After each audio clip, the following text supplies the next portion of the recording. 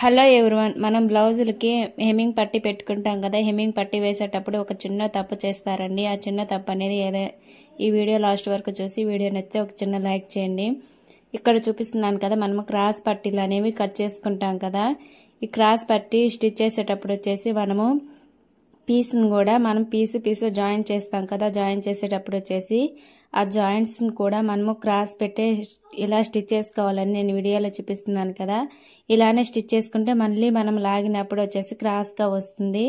ఇక్కడ చూపిస్తున్నాను కదా, ఇలా క్రాస్ పెట్టకుండా మామూలుగా స్టిచ్ చేసేసుకున్నాం అనుకోండి, మనం నెక్ పీస్ వేసేటప్పుడు వచ్చేసి మనకి నెక్ అనేది కరెక్ట్గా తిరగదనమాట. రౌండ్ దగ్గరకు వచ్చేసరికి మనకి పట్టేసినట్టుగా ఉంటుంది. అలా రాకుండా ఉండాలి అంటే ఇక్కడ నేను చూపిస్తున్నాను కదా, సేమ్ ఇలానే వేసుకోండి. ఇక్కడ ఈ వీడియోలో చూపించినట్టుగా వేసామనుకోండి, మనం నెక్ పీస్ వేసేటప్పుడు వచ్చేసి రౌండ్ దగ్గర కూడా పర్ఫెక్ట్గా రౌండ్ అనేది మనం ఎలా కట్ చేసుకుంటామో సేమ్ అలానే వస్తుంది.